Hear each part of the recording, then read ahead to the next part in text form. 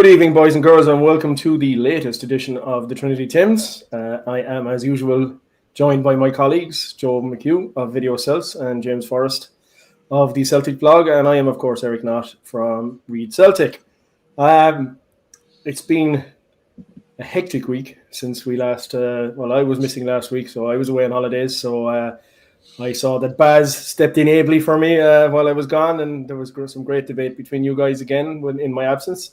So I'm back anyway, and as I said, it's been a hectic few days since last week's pod, and there has been a hell of a lot going on since then as well, inclusive of the box office media conference with Brendan Rodgers on Friday evening, which he absolutely kicked out of the ballpark and did an amazing job and batted away all the questions he was answered with aplomb.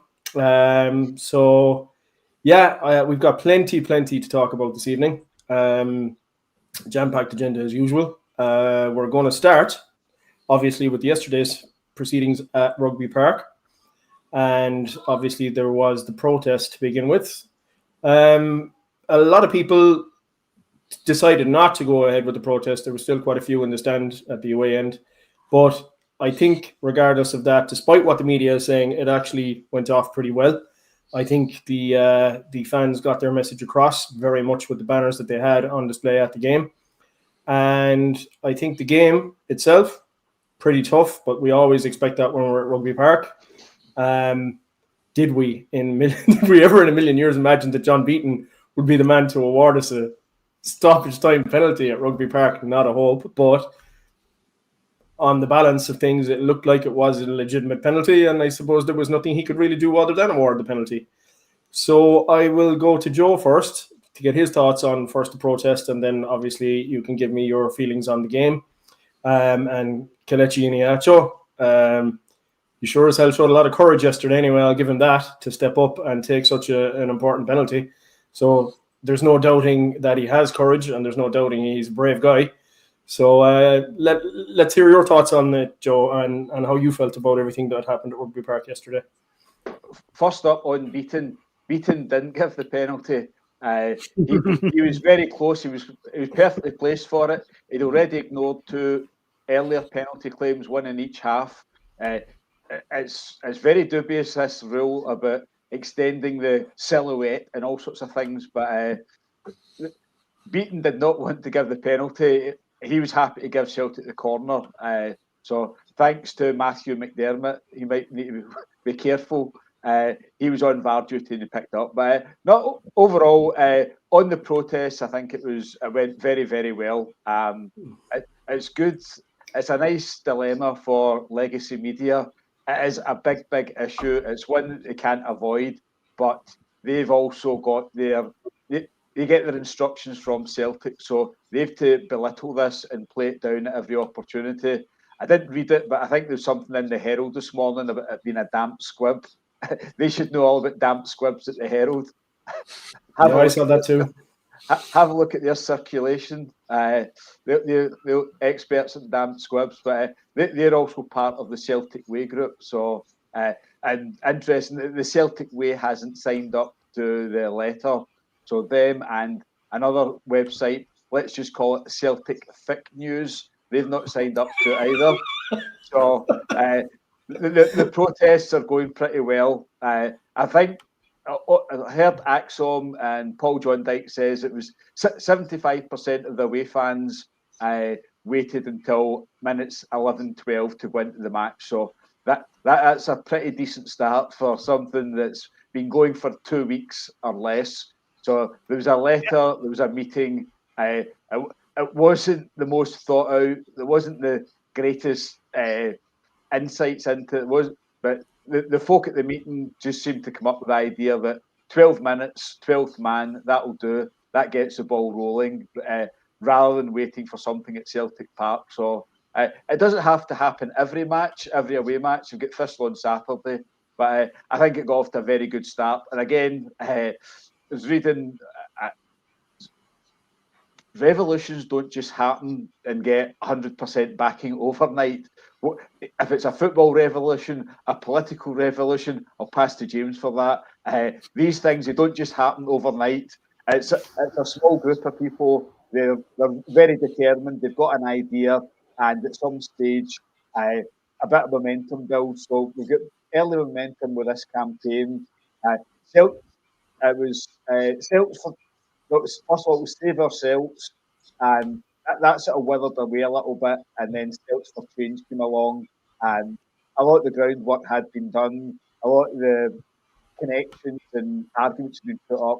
But a few things came into play. Matt McGlone's a perfect leader. The media, they couldn't avoid picking up on Matt McGlone, who's up against a pretty useless Celtic board. Sounds very familiar to the lot led by Michael Nicholson just now. But no, I think the protest went pretty well. The team played reasonably. The goal loss was very annoying, but there's something inevitable about that goal coming. I think since the Scottish Cup final, when we were winning 1-0 against Aberdeen, we can never really treat a 1-0 lead at home and dry. So even though we hadn't lost a domestic, or Schmeichel hadn't lost a goal all season, internationals and Champions League matches, it was a bad goal to lose. But on the left, Tanuki was fantastic. Unfortunately, we signed 2 left wingers, and one of them has to play on the right. So we were basically a man down on the right. On a plastic surface, Tanuki had a fantastic game. So that's one piece of the jigsaw falling into place. But they need to get balance. They need to get somebody on the right wing. James Forrest will do it for 20 minutes, 30 minutes. But I don't know if it needs to change the formation, because if you've not got a left winger and a right winger, then you're snookered. So some thoughts will need to be done on that front. But over the piece, it's very, very, really pretty at Kilmarnock. Last season was a horrendous game at Kilmarnock, and it came in when we were in top form. It came in the back of beating Aberdeen 6-0 and beating Leipzig, and going to Kilmarnock, it was horrendous. We were under all sorts of pressure. McGregor curled one in that Ida was going for just before half time. Then Nicholas Kuhn scored it in the second half. But it was probably a better performance than that one. We've got through 3 difficult away games to start the season off. I think there's siege mentality from the manager. The players all know the situation that they're in. And 2 of the guys that were involved in the game yesterday would rather be elsewhere. But Yang and Maeda both did their best. Yang doing his best is nothing to get excited about. But Maeda is a genuine article. There's no huff, there's no petted lip, there's no little problems. He was genuinely shafted. I think he was told, stay with us, play against Kyra, Almaty, play at Ibrox, and that's fine, you're good to go. When Celtic say we'll sell you, I think you can take that to the bank, but not in this case. Celtic love selling players, but Maeda was badly let down. He'd been to Canada, or he'd been to the United States in midweek, came back to Rugby Park, popped in a fantastic header. You can't ask for much more from the guy. So on and off the park, it was a decent day yesterday, and I think on the back of Friday's events and media conference, there's a bit of siege mentality. They're all in it together, and with events at Ibrox, they realise that domestically it might not be too difficult from them, and we'll maybe have to look at Hearts as opponents. But over the piece, it was a good day out at Kilmarnock. Yeah, 100%. I definitely have to agree with you there. And Tunekti, he showed huge promise on the left side of the park, and he's not afraid to run at players anyway. That's for sure, and it's something that was badly needed by Brendan Rodgers. I think we were lacking that kind of penetration in recent games, and you could see immediately the difference he made from the get-go. So I'd say, I mean, if that was the kind of ability he showed from his first game, that's only going to get better and better. So definitely promising, green shoots there, all right, in that regard. And I think people writing Balikwisha off after 2 games, that's ridiculous. He's only just in the door, and obviously he's not playing on the correct side, so give the guy a break for Christ's sake.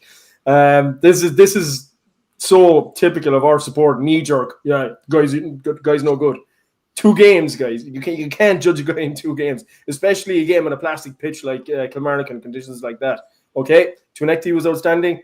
Balikwisha mightn't have been, but he'll come good in time. They wouldn't have been scouting him for as long as they had if they didn't feel he had something to offer. So James, give us your thoughts on the whole setup at Rugby Park, how you felt about the protest, and also how you felt about the game itself. Well, I'll do the game first. It was a typical Rugby Park performance. You know you're going to get a fight against those guys all the time. And it's a ground where Rodgers has a patchy record. It's a ground where a lot of Celtic managers have a patchy record. But no, the important thing was just to get the points. We needed the points. Not just because of what happened on Saturday or what was going on around the club. We need to build some kind of momentum. If we're going to put this to bed early, and I would very much like us to put it to bed early. Hearts will hang in for as long as they can, but we don't really expect Hearts to be there at the end of the season. 9 points ahead of our so-called rivals. They will get their act together at some point. They have to. They cannot get worse. They cannot possibly get worse. And you keep saying it, James. We need to be as far ahead as possible because I think we're still short in too many positions. And I think that we're going to be tested in terms of the schedule and the personnel that we've got to handle it. So you want to put this thing away as quick as possible. So the 3 points was critical. And we just need to get a good run of games and put some points on the board and build a steady lead over the other teams. And once we've got that, we can take our foot off the gas a wee bit and rotate the squad a bit. But it's a bad position the manager's been left in, but he'll deal with it as best he can. That's why we pay him the big bucks. The protest I thought was tremendous. I cannot praise the guys enough for it. First, I want to say that utmost respect to everybody who was there. The guys who went in, sat in their seats, didn't give the boys that stayed out a hard time. The guys that stayed out didn't give the boys in the seats a hard time. And that's what was great about Wednesday, because I was at the meeting on Wednesday and the general feeling there was that we're all sticking together. We'll respect each other's decisions and we'll make sure that there's no friction and no animosity amongst the supporters. Was tremendous from that point of view. And the people in the media who are criticising it, don't forget how this happened. The no confidence letter started coming in on Sunday. By Wednesday, we were having a meeting at all the different groups that signed the letter. So the meeting on Wednesday came very quickly on top of the no confidence letters, and the game on Sunday came very quickly on top of the meeting on Wednesday. And it was felt at the meeting. We went in there without any kind of plan at all for any kind of protest. That was not even on the agenda. And when it came up, the feeling of the people in the room was that we wanted to do something. We wanted to do something. And there was a debate about whether we should come in early or leave early. And the feeling was that if one guy put it better than anybody else in the room. He said you cannot lose a game in the first 10 minutes, but you can certainly lose it in the last 10. And so it was decided to go with the first 10 minutes. And it was a great decision. I thought it was an excellent decision. I thought it was a decision that respected the team and respected the fans. 10 minutes changed to 12 minutes in the interim, and I had no problem with that either. They framed it very nicely. If they'd had a bit longer to sell it and a bit longer to communicate the intentions to the supporters, I think it would have went without a hitch at all.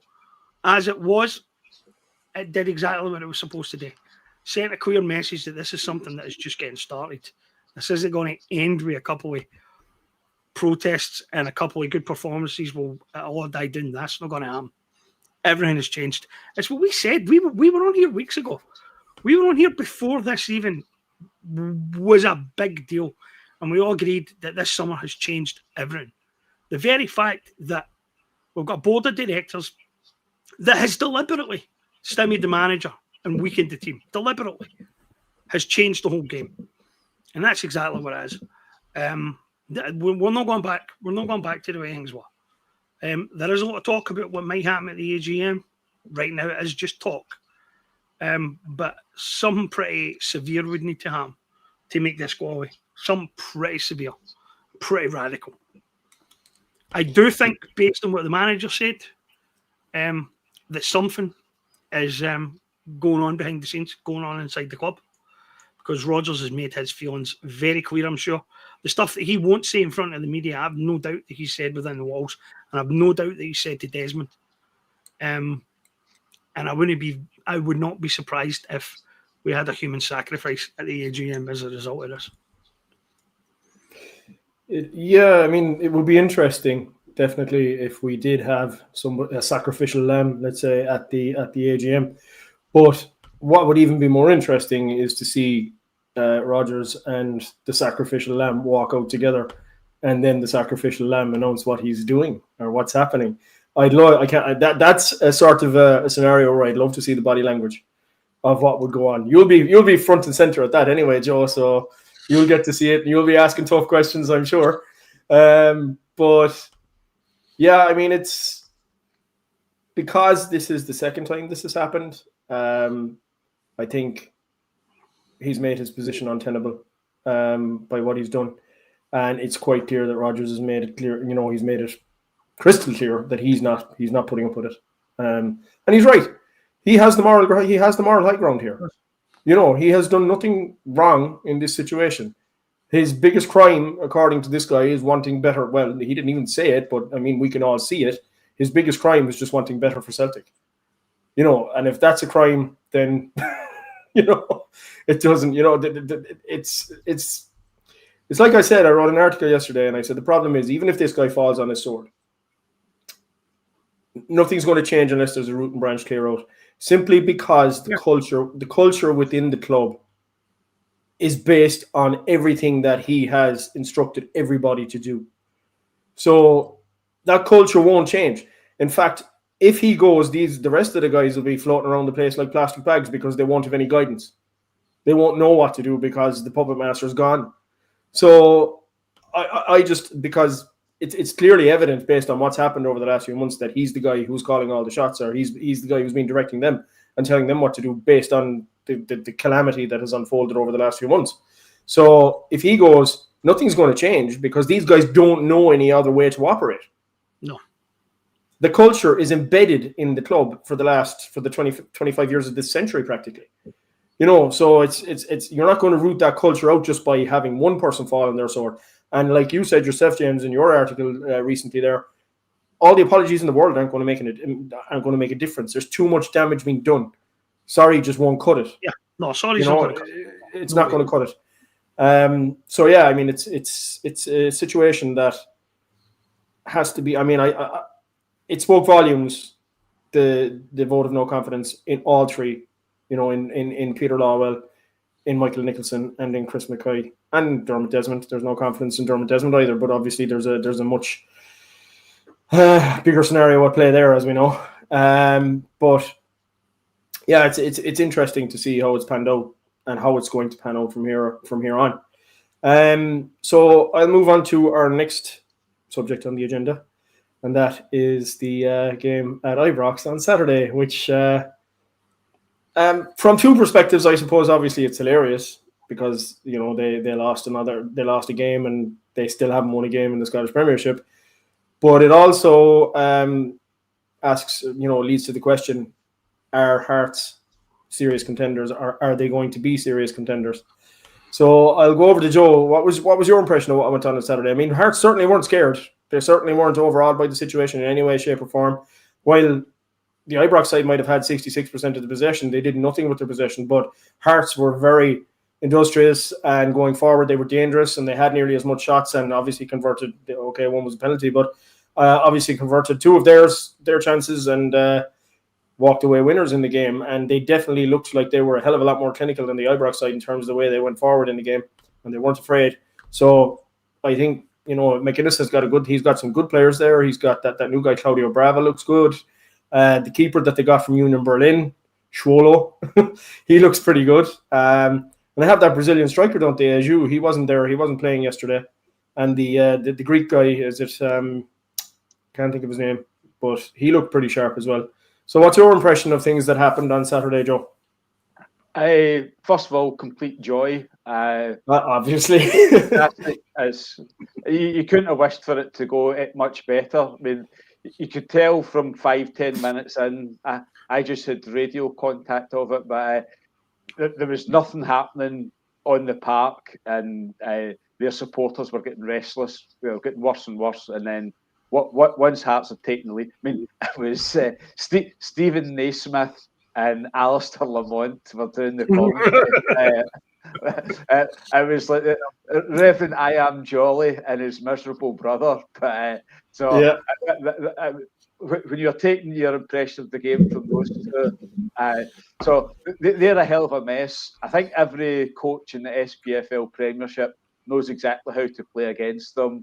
They're not. They'll change against Celtic. They'll return to chaos ball against Celtic. Just put the ball up the park and charge after it. But it seems to be that they try their Russell Martin football. They fall behind and then they go wild for a wee bit. I watched the game against St Mirren. St Mirren outplayed them the first half, and then they threw away their precious way of playing football, the Russell Martin template, and just put the ball up and chase after it, and they got a goal from a deflection. So his tactics are horrendous. The players don't fancy it. The Raskin stuff's interesting. The supporters detest them. I've got to thank James. He mentioned early on the cultural differences. That sums it up. That guy is never going to win at Ibrox. And no way. His football makes it even worse. So even if he's a good football manager, his lifestyle choices wouldn't be popular and always be an issue. So it's a perfect storm there. Hearts are doing okay. We've seen it from other teams before. Tony Bloom's money might make a difference to it, but I think wait to 18, 19, 20 matches. They'll benefit from not having the European games. So there could be a few instances where they're playing the Saturday and we're doing catch up on the Sunday. But it'll be interesting. But I don't see Hearts being any better than Aberdeen were at this stage last season. And when it fell apart with Aberdeen, it fell apart completely. That probably won't happen with Hearts. Derek McInnes is a better manager than Jimmy Tilleen.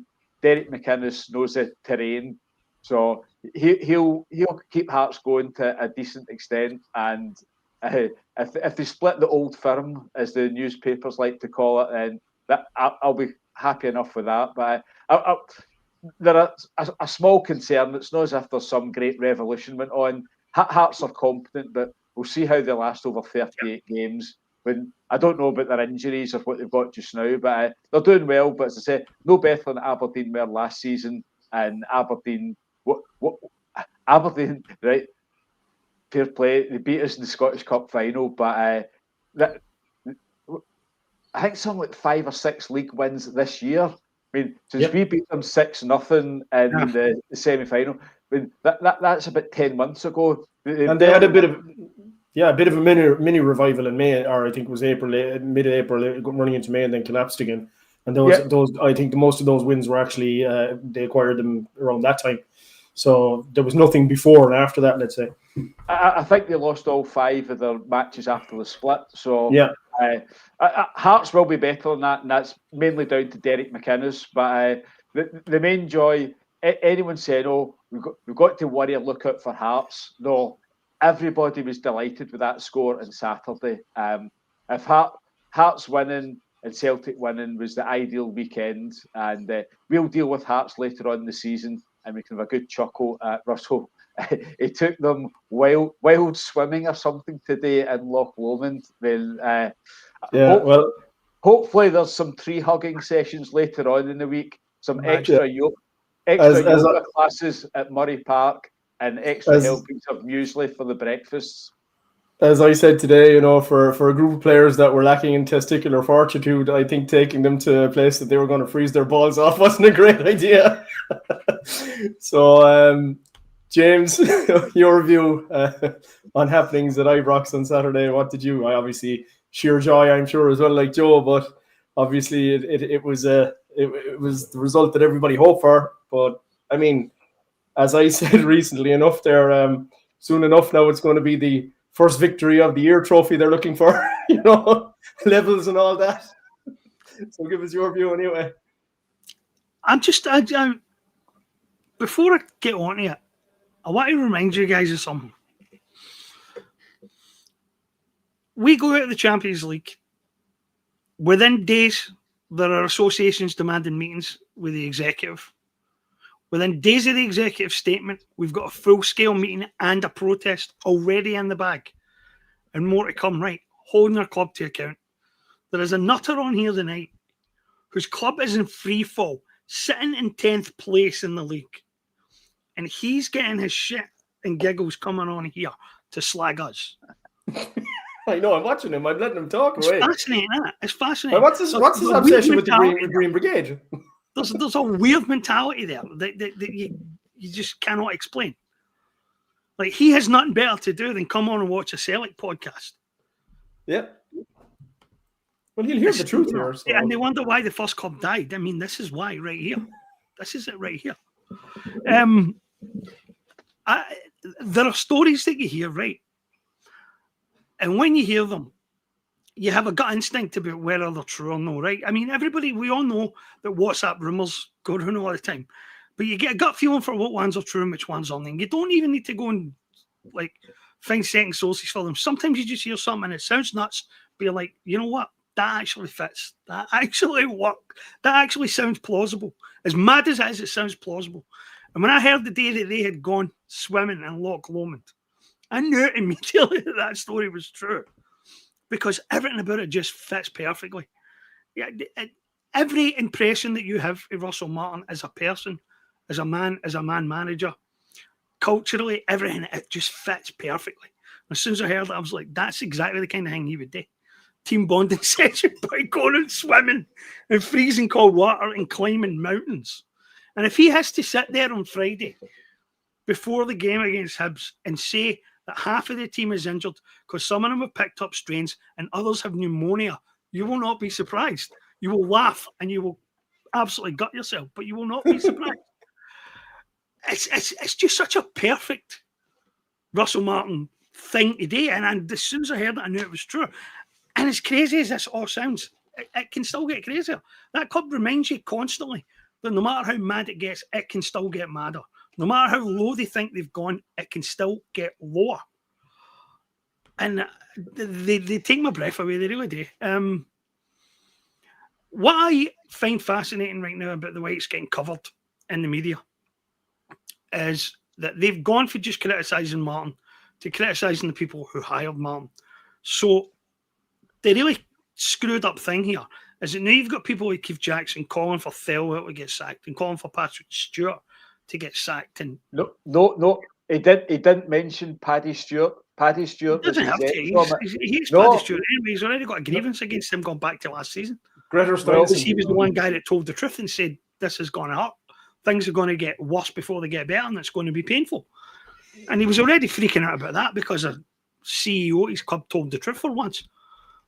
But what I find fascinating is that the same media who are telling us that it's impossible for us to shift a couple of executives who've been in the jobs too long and don't have a vision to present are telling us that they'll get ready a manager and a CEO and possibly a chairman and shake the Americans to the foundations. And they live in a complete fantasy world. The Americans already are facing their first major difficult choice. And the choice they make will determine their quality of life far into the future. Because if they throw Martin to the Wolves before he's even 10, 20 games into the job, they're going to have the same problem with every single person that sits in that seat. For a fan base that's got no tolerance, no patience at all, they will hound every guy to the brink. And the Americans, if they give in this time, they'll just find themselves giving in again and again and again and again. And if they sacrifice an executive, they're already done. If they sacrifice a member of the board, they're already finished. It's incredible. Absolutely incredible. Yeah. Yeah, Buffalo Alberts just said there he comes onto this team pod because where else will he get an in-depth discussion on Rangers? Where else would you get facts? I mean, I'll give you an example. I'll give you a good example, right? Graham Spears' podcast today had Stephen McGowan on it, and McGowan took offence to a comment that I left on it, that I left on the chat on Patreon, because I had criticised the fact that he sat there with Spears and he sat there with Ewan Murray, and they let him get away with claiming that the Ibrox club has a net spend of £20 million. And I commented that it was utterly ridiculous that they didn't even do basic research before they went on the show. So McGowan came on to defend that. He posted in his defence a BBC report, right, where he said, I got my numbers for here, right? But what's the BBC report when you read it? It's an Ibrox executive director claiming they've spent £20 million. Oh, so that must be true then, because they're claiming it. Because that must be the first time then that anybody for Ibrox has ever told a lie to the media. But as I said in my rebuttal to that, if this is your big reveal, it's not impressive. Because just look at the numbers that you guys have announced that they've signed players for. And then look at the number you say that they've brought in for players and subtract one from the other. And it doesn't come to £20 million. Do you know what I mean? It's so basic. It's so simple. The net spend is about £4.5 million. Right? But the only reason that one of their directors thinks that he can do that is because clowns like that and his fan media don't for a second pick apart claims like that. And the mainstream media don't either. So where else are you going to get the facts other than on a Celtic podcast? Because we're the only people who tell the truth. Exactly. And so somebody passed a comment the other day saying that there's going to be a relegation battle between Aberdeen and the Ibrox side. And I said, well, if they did, I said a man can dream, but if they did get relegated, at least everybody believed them that they got relegated that time, because they tell everybody they got relegated back in 2012. But like if they get relegated this time, it's official, and everybody believed them when they say they got relegated. But as I said, yeah, a man can dream. So we'll move on, because we don't want to give Buffalo Alberts any more oxygen now, and we only had a little slot for his club. We might talk about it a little bit later on in terms of where Russell Martin is headed. But can I pick up on something that James has just said that in the comments? Law wasn't in the game yesterday. He wasn't, no. Oh wow, that's interesting. No, he was conspicuous by his absence, which I don't know. That's interesting. Brings us along nicely to the next subject, and Brendan Rodgers and the coward. So what's the link? What's the link? Am I missing something? Oh no, Joe, you're too quick off the mark there. But look, we'll go back to the press conference on Friday. You wrote an article beforehand, James, saying it was probably going to be one of the hardest press conferences that he was going to face into, and there was going to be so many questions batted at him that it would be difficult for him to answer them in the best possible way. And to be fair to him, he absolutely knocked it out of the ballpark. He handled every question brilliantly. But most of all, what fascinates me about Brendan Rodgers is it's his ability to always speak with the correct language. And what he did when he spoke about the conversations that he'd had with Dermot Desmond and Michael Nicholson, and the way that he avoided mentioning Peter Lawwell, that literally just said to everybody, it spoke volumes to everybody that Peter Lawwell was the guy who briefed the Sun. And that's the simple fact. That's what it boils down to. This guy, this is the second time he's done this now. He did it back in 2018 as well. He briefed against him. And it's clear Rodgers is not taking it. He's just not going to take it. And like we said earlier on, he had the moral high ground here. He had nothing to lose by saying what he said.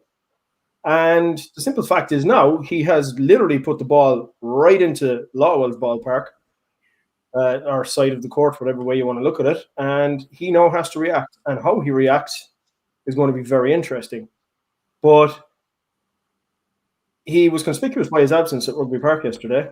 And I have to admit, when I saw the guys coming in the 12th minute, the camera panned to the board members that were there, and you could see a real concerned look on Michael Nicholson's face as he was looking towards the away end. Now, we've talked about what kind of pressure this is going to apply to them. That was only the beginning. If there's a look like that on his face at the beginning, what's it going to be like when it ramps up? When we're at home at Hibs, with Hibs after the game next weekend, and we're playing Hibs at home, can you imagine what the Green Brigade are going to put on display there? And the the atmosphere, what it's going to be like, and what kind of banners are going to be going on and going up all around the place. And you have to ask yourself, will Lawwell decide that he's dodging that particular game? So I'll move to Joe on this one. Brendan's handling of that particular subject on Friday was brilliant, and it's opened. Well, I wouldn't say it's opened a can of worms. That can of worms was open already because everybody knew who went to the Sun. It's the optics of this are horrendous anyway, because the Celtic fans absolutely deplored the Sun. It was the worst possible title he could have gone to begin with. To use them as an avenue to attack the manager, that just shows the disdain and the disrespect he has for the fan base and the manager. So, do you think, in light of all of this, that now his position is 100% untenable? It's been untenable for a long time. It's more untenable, but the format of the media conference is absolutely set up for the manager to dominate. I mean, it's complete minnows that you're up against. Interestingly, I don't think the Sun had sent anyone along to it. I think it was some guy, Turnbull, was an online content manager. He was covering it, so the Sun never bothered sending anyone along. But it was a masterclass. Rodgers was in complete control. I don't know if I doubt he did practice it. I think he's just such a natural at it. Others would need to practice it, but he just flowed through it. I mean, normally these media conferences are about 14, 15 minutes. I think that was 32 minutes on Friday, and he had complete control of it. Strange. Oh, he mentioned Nicholson and Mackay as being good guys. They might well be good guys, but they are not good at their job. Nicholson is a horrendous CEO. A CEO is employed for leadership, decision-making. The one time he's been on for a media interview was alongside Rodgers and Lawwell, and he kept looking around to his side when he was asked a question, just desperate for somebody to take it off him. And Mackay, who knows what that guy does? I think his salary is about 450,000. I doubt he'd get anything like that outside of Celtic. And he's another guy that's been there, was it 10, 15 years? Once you're at Celtic, you get a job for life. So Rodgers was fantastic at the media conference. He got it over absolutely perfectly. It was interesting that Celtic took almost 3 hours to put it up on YouTube. Another interesting side to this was John McGinley of the Celtic Way. He was giving very good, very accurate updates on it. I don't think the Celtic Way were there, but I presume the Herald was there. So that's part of the News Quest group. Credit to him because his updates were tremendous. Yeah, they were. That set the tone. Folk were like, "Oh yes, oh, he said this, he said that, he said the next thing," and then so we had the transcript. We looked through it all. It looked really good, and then the delivery when we finally got to see the video, we got parts of the video from Sky Sports News. Then about 5:45, I think it was, that Celtic released it. But it was a masterclass. It was absolutely perfect. Lawwell and the rest of them have been hiding. Lawwell, Sharon Brown and Tom Allison, a couple of non-executive directors, they didn't bother going to the match yesterday either. Allison, that's Tom Allison. Tom Allison and Sharon Brown were both at Ibrox, so I don't know why they didn't go to. Kilmarnock.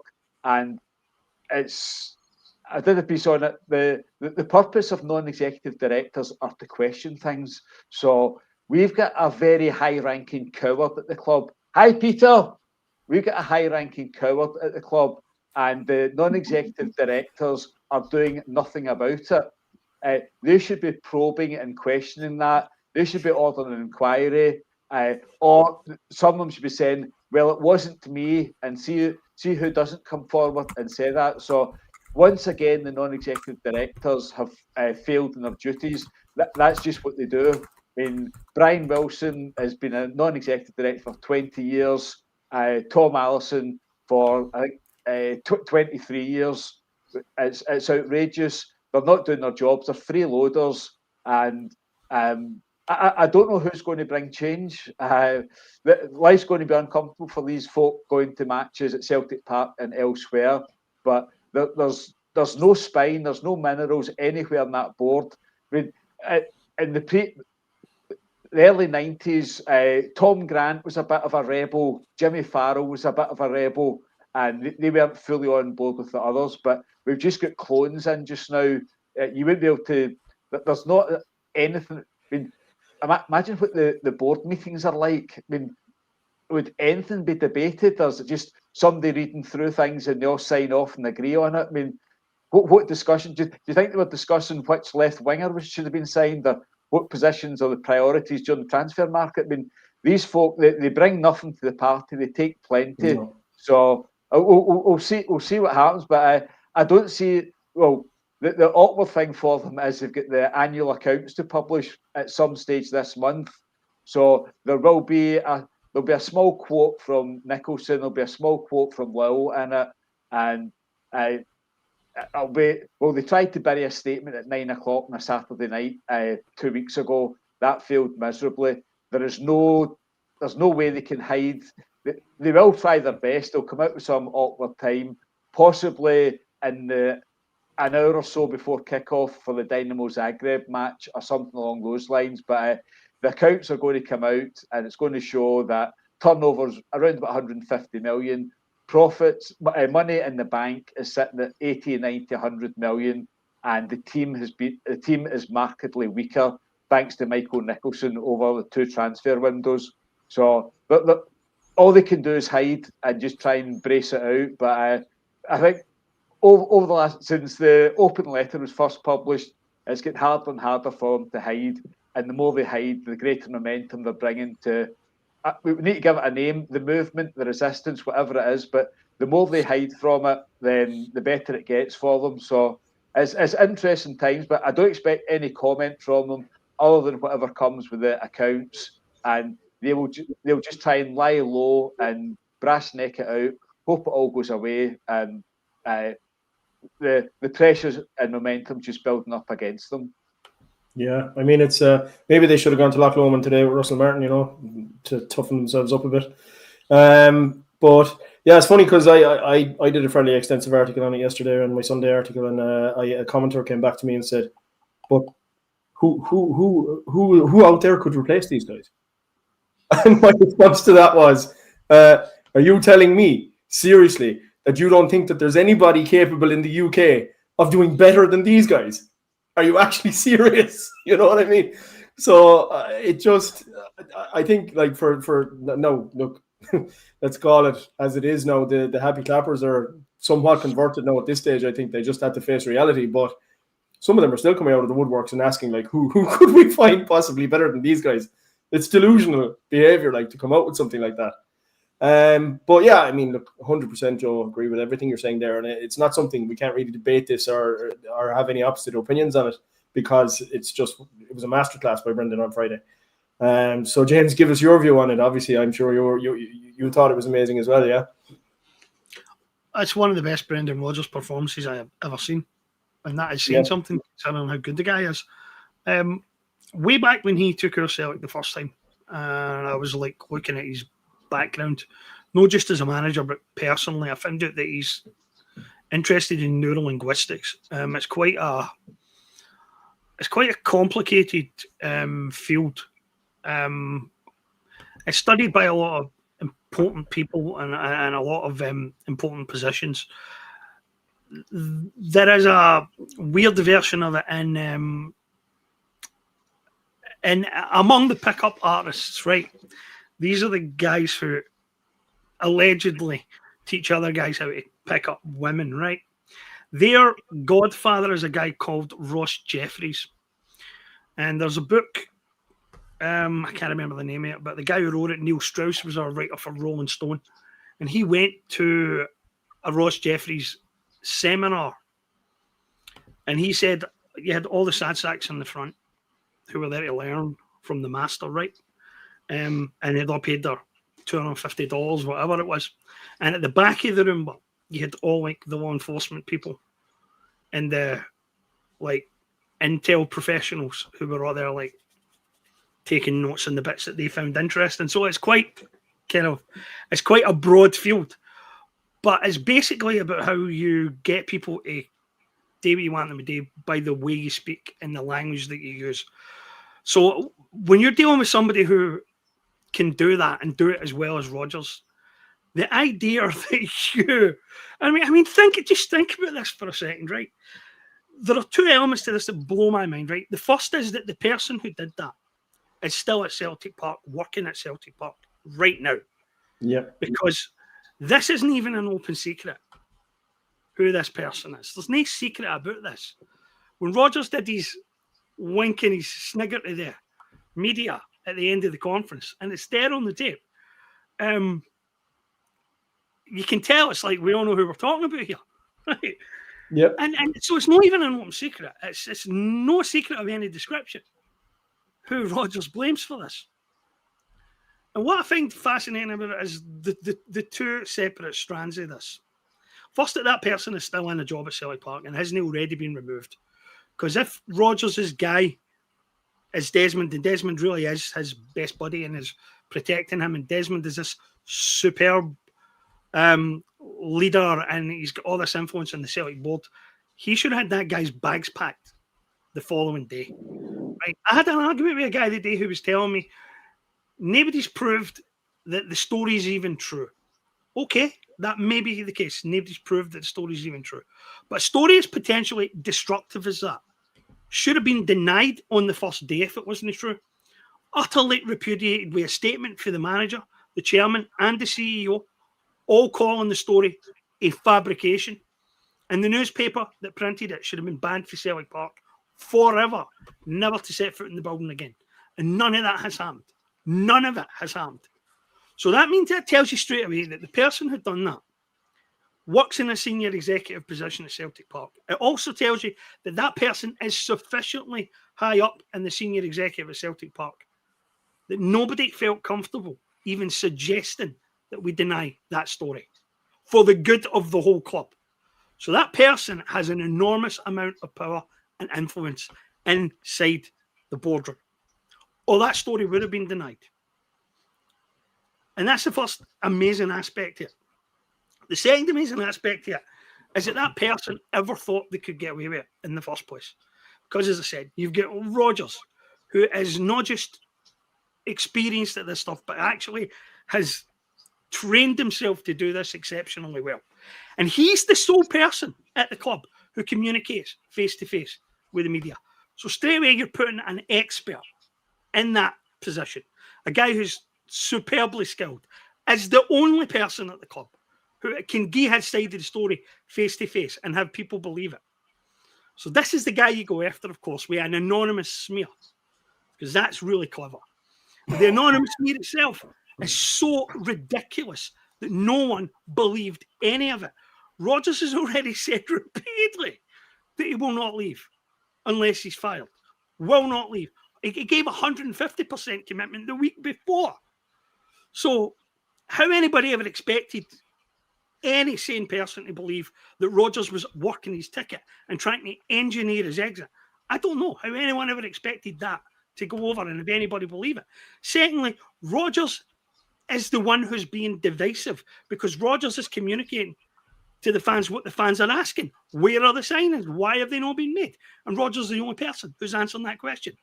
So the idea that that somehow is divisive is equally ridiculous.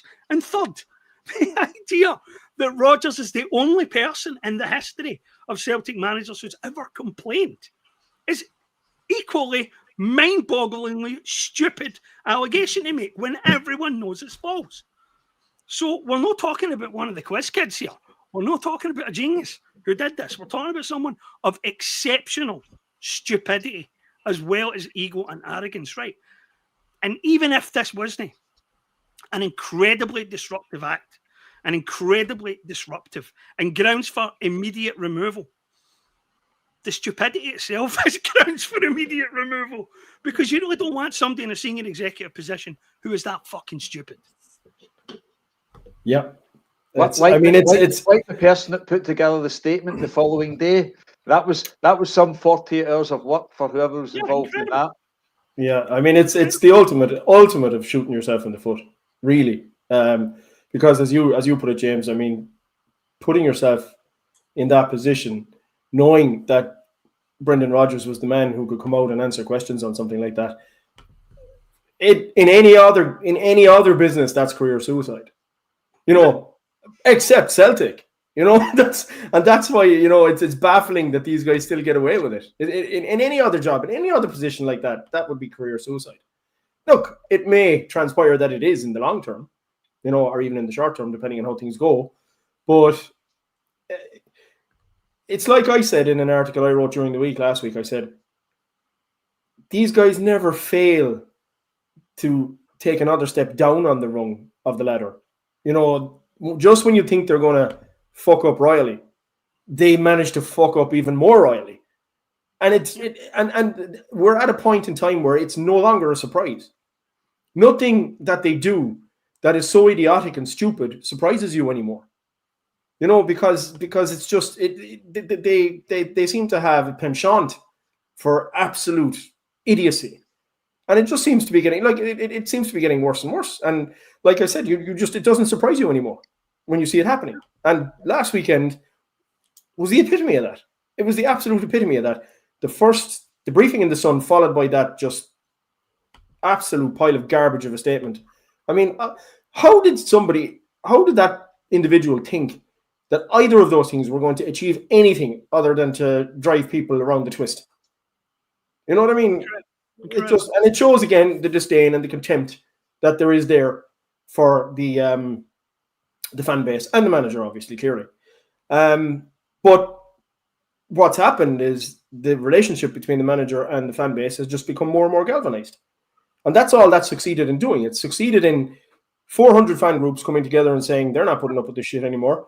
The manager, in brilliant language, because that's what he's capable of doing, is saying in a roundabout way, I'm not putting up with this shit anymore. So now let's see what you're going to do. And that's what makes this so interesting and so captivating, really. I forgot the fact that he did it in the Sun as well. I mean, yeah, the worst title possible. The most amount of people. It's a textbook blueprint for how to lose friends and alienate people. It's incredible that somebody thought this was a good idea. It's mind-boggling level of stupidity. And what's my favourite part of it is? We've been talking for a few months, it seems now, about how these guys had the power over Rodgers, that they were weaponising Rodgers' promise to the fans against him, right? And that they therefore held all the cards when it came to the summer, the transfer window, the negotiations, and even Rodgers' future. And single-handedly, that person has gave Rodgers all the power in this relationship now. Yeah, Rodgers absolutely is walking all over them now. Rodgers can go to Desmond now and say, I will sign a new deal if that person is not here. But only if that person is not here. If we recalibrate the way we work and you get rid of him, I'll stay. And Rodgers is suddenly the guy holding all the cards. And it's an incredibly self-destructive act from the individual responsible. Incredibly self-destructive. There's no way it ends well. I don't know how he ever could have imagined it would. But it's ridiculous, that's what happens on every level. That's what happens when you're an egotist and you think you're untouchable. And that's the status that this guy feels he has within the club. He thinks he's untouchable. But there's just, it's like, I've said it on this podcast before, it's like the pigs in Animal Farm. They thought they were untouchable, and in the end, they were driven out. So it's the same thing at Celtic Park. Yeah. Beyond being surprised. Part of it is back to the Neds. They don't ask any questions. They don't probe. That's wonderful. How fantastic. Oh, look, there's the Adidas deal. Great. One final thing on The Sun. The Sun is a publication that pays money for the thoughts of Chris Boyd. Enough said, Joe. This is true. This is true. Yep, that is. So we could stay on the Lawwell point all night, but look, I think we're probably going to be talking about this for quite some time to come, because it's going to evolve over the next few weeks. So I personally can't wait to see the game at Celtic Park against Hibs and what comes of that. It'll be interesting to see if Lawwell is there, because if he isn't, it really just speaks volumes as to what kind of coward he is, that he won't show up because he's afraid to actually face the Celtic fan base. So we'll see. We'll see in 2 weeks' time what happens. So we'll move on to our next point, and it's back to the basket case across the city. Just want to get your opinion, guys. How long do we think Russell Martin has left? Because he is a dead man walking. There's no two ways about that. He's the epitome of a zombie now. And how do we see? Like, there is no recovery for him at this stage. There can't be a recovery for him at this stage. They're 9 points adrift of us. With him in situ, chances are that they're going to drop more points. And they're going to fall further behind us and Hearts. Their league season's over, effectively. Because the fact is, as long as they keep him there, he's going to drop more points. I can't see him. I think winning a game is going to become a struggle for him. So at what point, Joe, do you think that the new board at Ibrox will make a decision and say, okay, enough is enough, we have to call this? And who the hell are they going to bring in to replace him? Because who is going to want to touch that poison chalice? Neil McCann would love it. But of course he would. I've had first shout at the question so far. I'll let James get first shout at this one. Fair enough.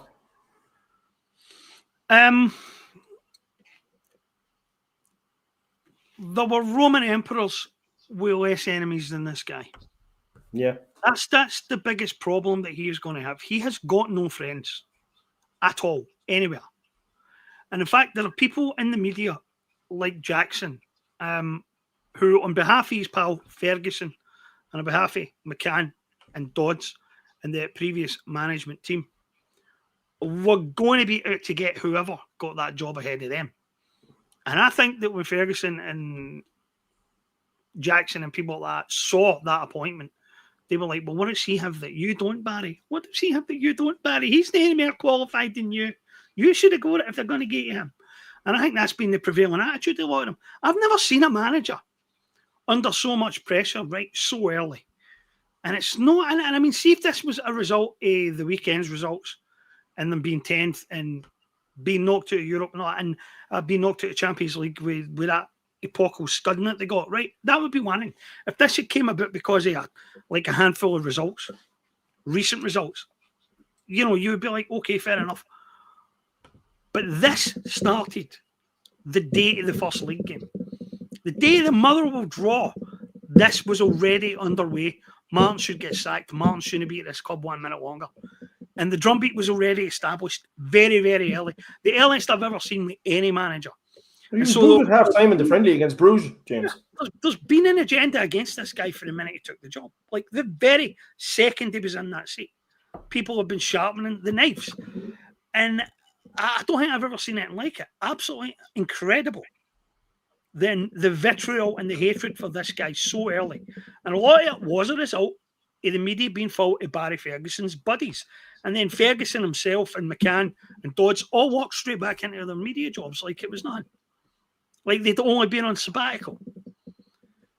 And these guys were to get him for the first day.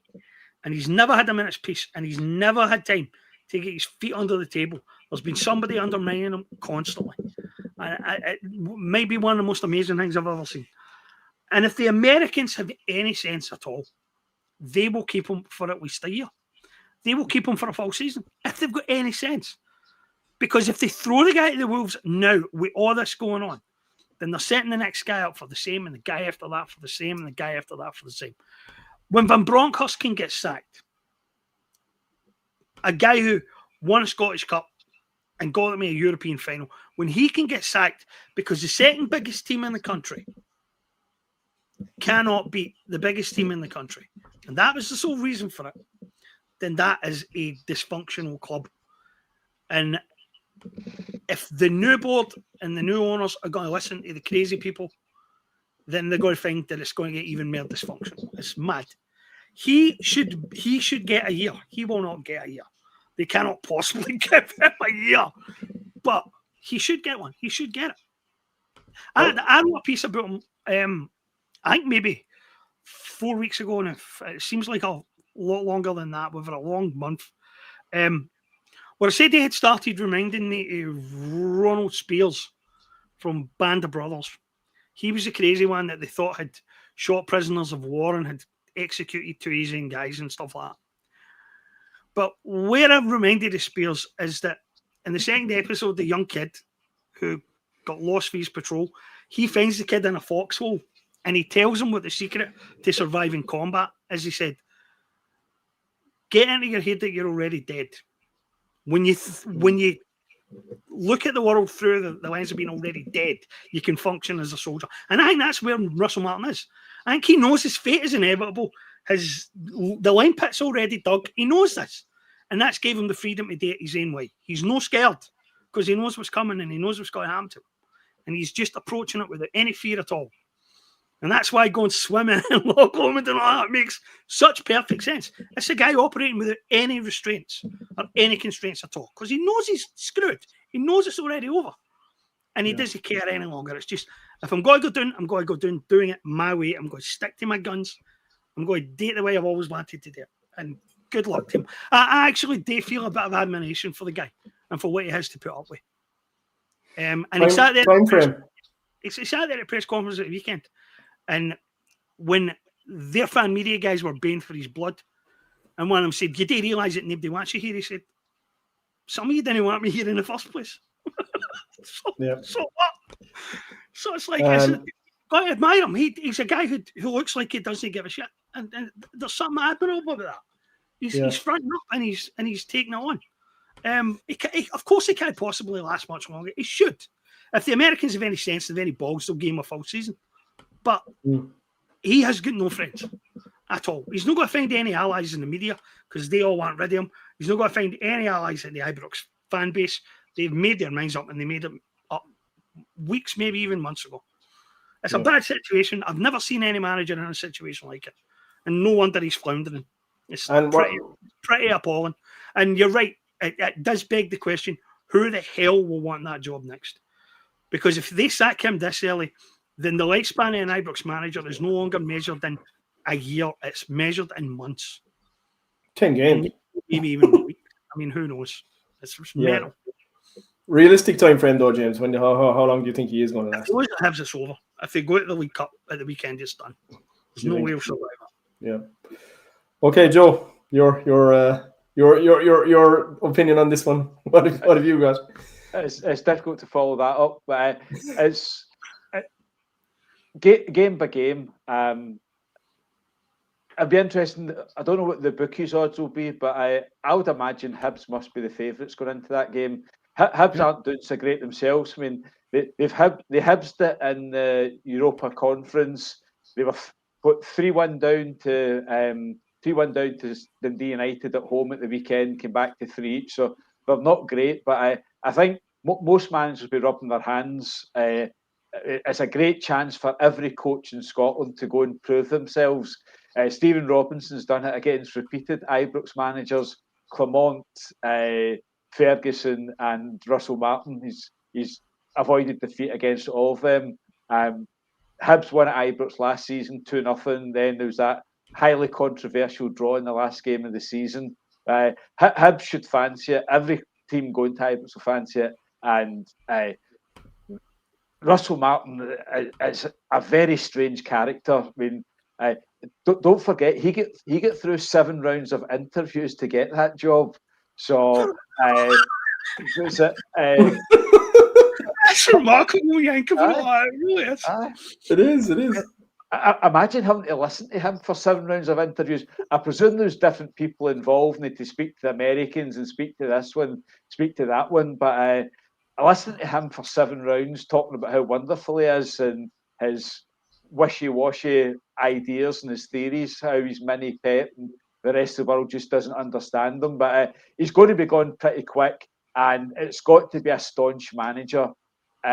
They've managed to dupe a few like Phil Clement and Van Bronckhorst into thinking this might be quite a modern European club and a big opportunity. But I think anyone in the continent, unless it's somebody's bonkers as Pedro Caixinha, is just going to say, absolutely no way. I just don't need it.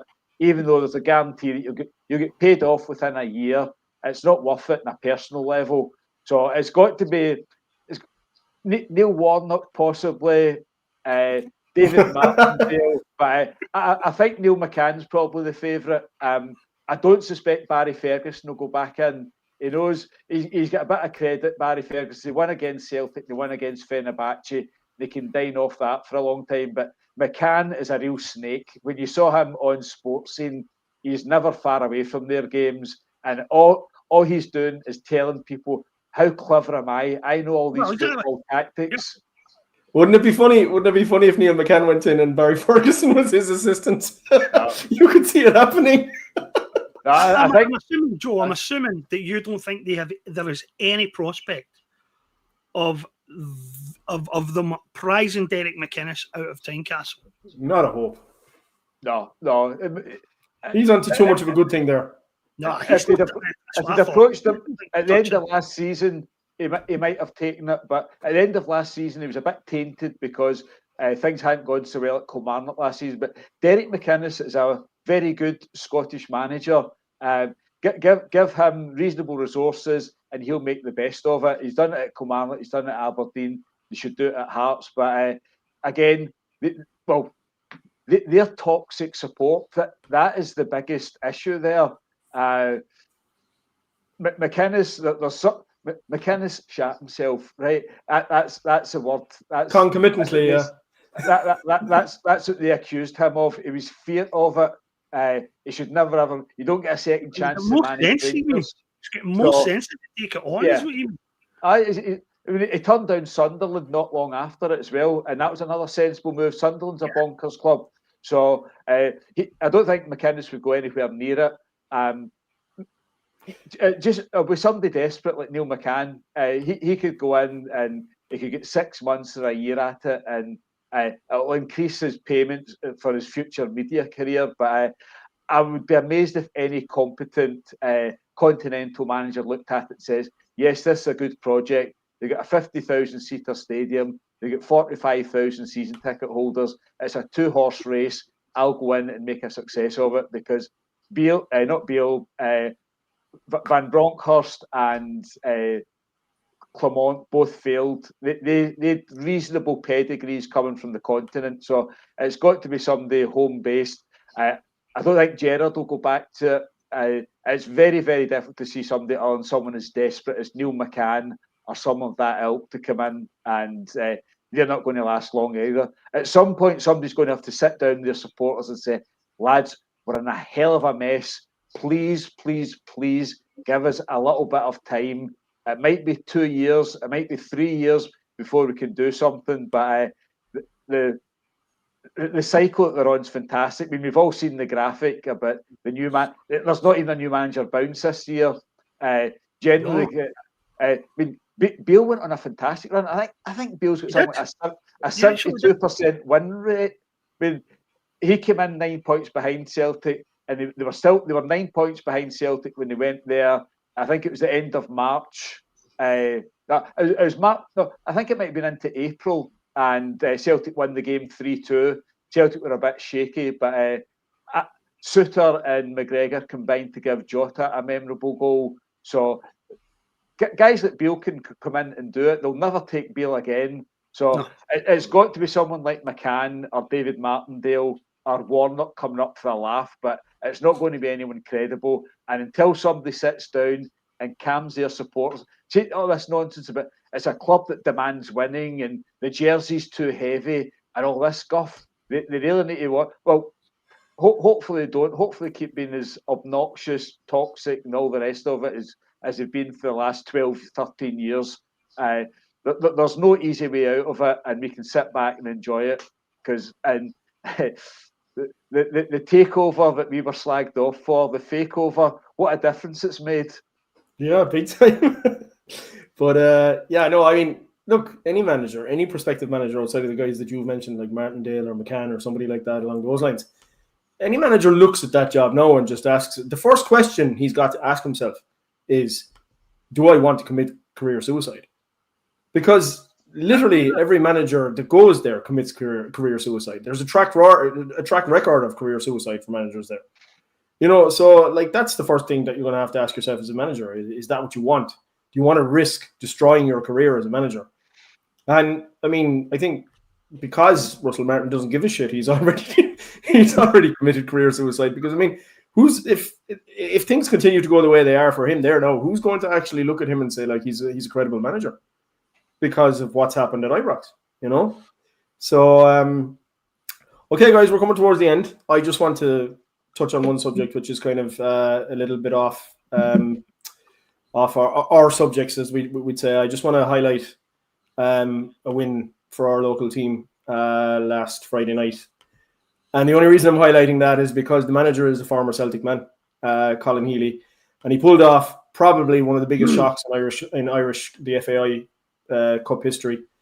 A 3-year-old club, Kerry FC, knocked out Premier Division Sligo Rovers, Johnny Kenny's former club, from the FAI Cup in the quarter-final.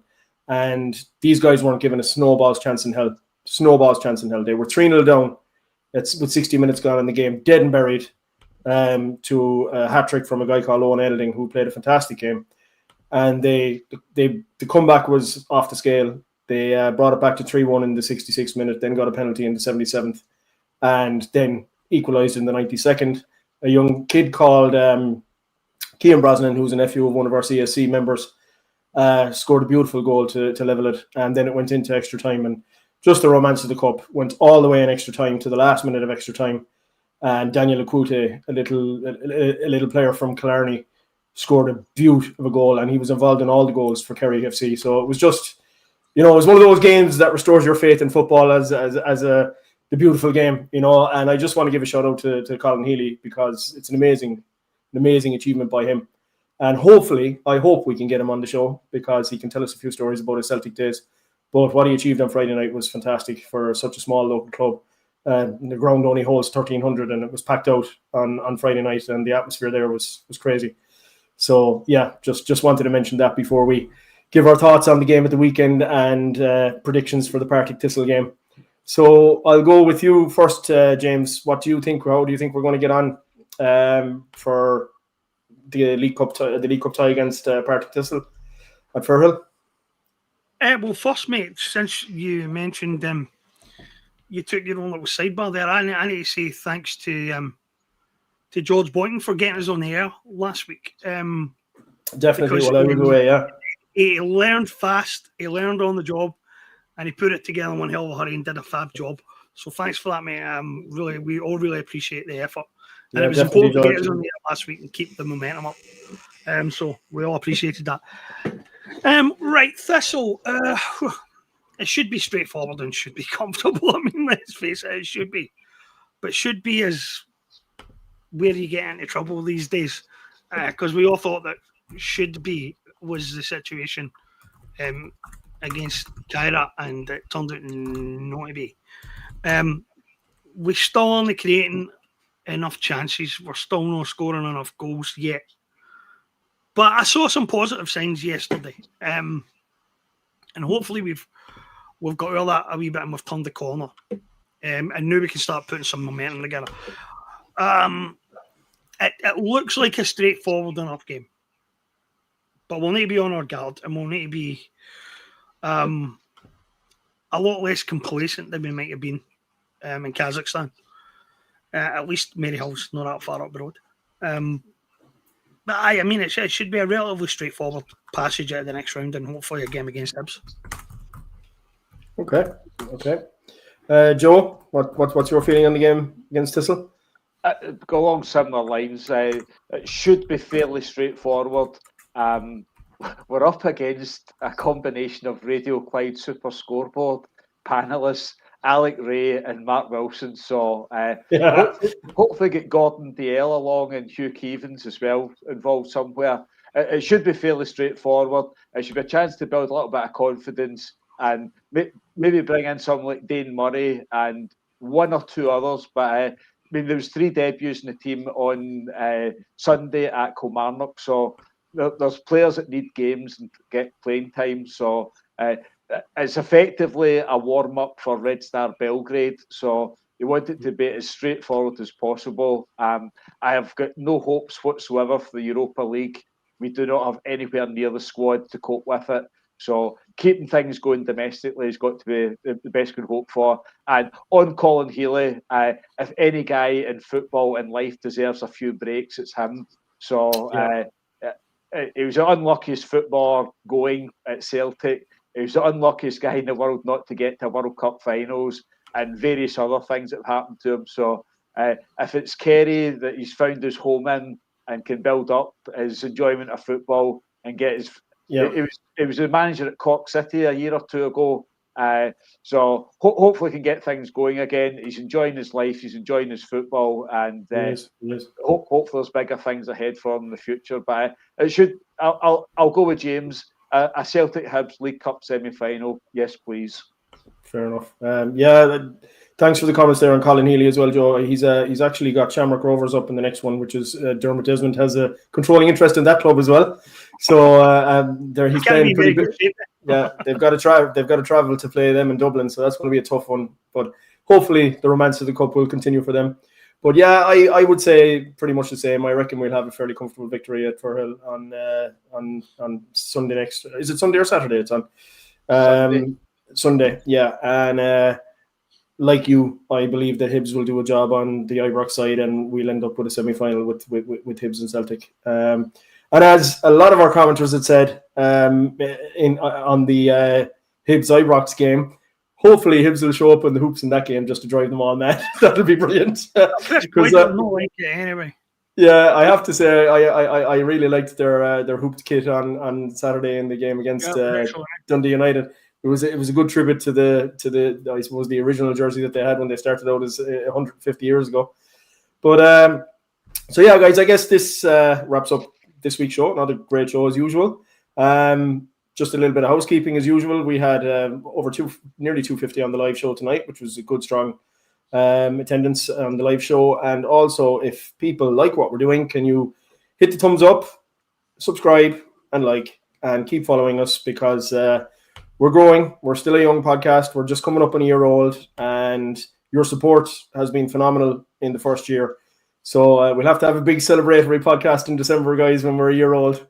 And but to be fair, no, the support has been amazing. And over the last few weeks, the momentum has really, really built because people see us as the go-to podcast now to really flesh out what's going on at Celtic at the moment, because we were always talking about it in the build-up to all of this. So and people realize that we're the guys who tell it like it is and who predicted this a long, long time ago. So with that, we'll call it for tonight, guys, and I will see you this time next week. And we might have a surprise guest on next week again. We just have to finalize that, but I won't announce any names as yet. We might tell you in our blogs in the run up to it, but we should have a guest on next week, all going well. So talk to you then, guys. Have a good week between now and then. Yes. Cheers, guys.